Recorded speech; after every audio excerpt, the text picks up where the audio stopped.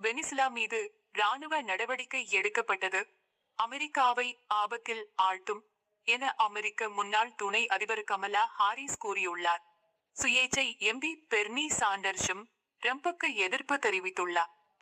அமெரிக்காவுக்கு அருகில் உள்ள நாடுகளில் ஒன்று வெனிசுலா. இந்த இரு நாடுகளையும் மெக்சிகோ வளைகுடா மற்றும் கரீபியன் கடல் இணைக்கிறது. இந்த கடல் பகுதி வழியாக வெனிசுலா அமெரிக்காவுக்கு போதைப் பொருட்களை கடத்துவதாக அதிபர் ட்ரம்ப் குற்றம் சாட்டி வந்தார். இந்நிலையில் வெனிசுலா மீது நேற்று அமெரிக்கா குண்டு வீசி தாக்குதல் நடத்தி அந்நாட்டின் அதிபர் நிக்கோலஸ் மதுரோ மற்றும் அவர் மனைவியை கைது செய்து நாடு கடத்தி சென்றது. இதற்கு அமெரிக்காவில் எதிர்ப்பு கிளம்பியுள்ளது. முன்னாள் துணை அதிபர் கமலா ஹாரிஸ் மற்றும் சுயேச்சை எம்பி பெர்னி சாண்டர்ஸ் ஆகியோர் ட்ரம்புக்கு கண்டனம் தெரிவித்துள்ளனர். மக்கள் விரும்பவில்லை. கமலா ஹாரிஸ் வெளியிட்ட அறிக்கையில் கூறியுள்ளதாவது: வெனிசுலாவில் ட்ரம்பின் நடவடிக்கை அமெரிக்காவை பாதுகாப்பானதாகவோ வலிமையானதாகவோ மாற்றாது. மதுரோ ஒரு கொடூரமான சட்டவிரோதமான சர்வாதிகாரி என்பதால் இந்த நடவடிக்கை சட்டவிரோதமானது மற்றும் விவேகமற்றது என்ற உண்மை மாறிவிடாது. இந்த காட்சிகளை நாம் முன்னரே பார்த்திருக்கிறோம். ஆட்சி மாற்றத்துக்காக அல்லது கச்சா எண்ணெய்க்காக நடத்தப்படும் போர்கள் குழப்பத்தை ஏற்படுத்தும். அதற்கான விலையை அமெரிக்க மக்கள் செலுத்த நேரிடும். இதனை அமெரிக்க மக்கள் விரும்பவில்லை. பொய்களை கண்டு அயர்ந்து போய்விட்டனர். இது போதை மருந்துக்காகவோ அல்லது ஜனநாயகத்துக்காகவோ இல்லை.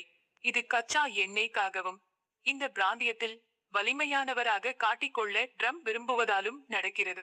இந்த இரண்டில் ஒன்றை பற்றி அவர் அக்கறை கொண்டு இருந்தால் மதுரோவின் கூட்டாளிகளுடன் ஒப்பந்தம் போடும்போது போதை மருந்து கடத்தல்காரர்களை மன்னித்து இருக்கவோ அல்லது வெனிசுலாவின் எதிர்க்கட்சிகளை ஓரங்கட்டி இருக்கவோ மாட்டார்.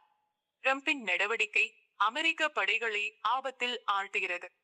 கோடிக்கணக்கில் செலவை ஏற்படுத்துவதுடன் பிராந்தியத்தில் நிலையற்ற தன்மை உருவாகும். யாருக்கும் சட்ட அங்கீகாரம் இல்லை. வெளியேறும் திட்டம் இல்லை. உள்நாட்டிற்கு எந்த பலனும் இருக்காது.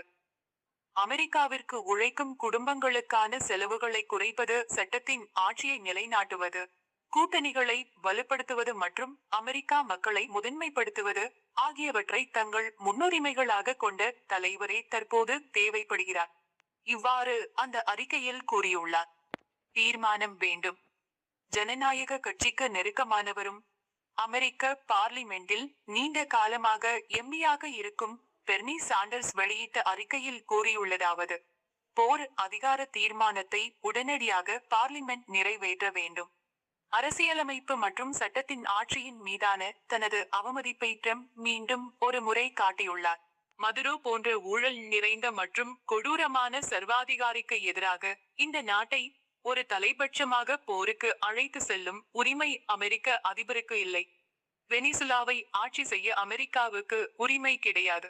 இந்த சட்டவிரோத ராணுவ நடவடிக்கையை முடிவுக்கு கொண்டு வந்து அதன் அரசியலமைப்பு பொறுப்புகளை மீண்டும் உறுதிப்படுத்த அமெரிக்க பார்லிமெண்ட் உடனடியாக ஒரு தீர்மானத்தை நிறைவேற்ற வேண்டும்.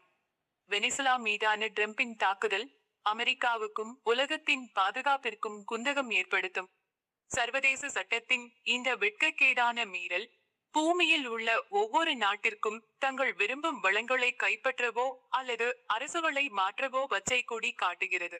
உக்ரைன் மீதான தனது கொடூரமான தாக்குதலை நியாயப்படுத்த ரஷ்ய அதிபர் புடின் பயன்படுத்திய பயங்கரமான தர்க்கம் இதுதான். இவ்வாறு அவர் கூறியுள்ளார்.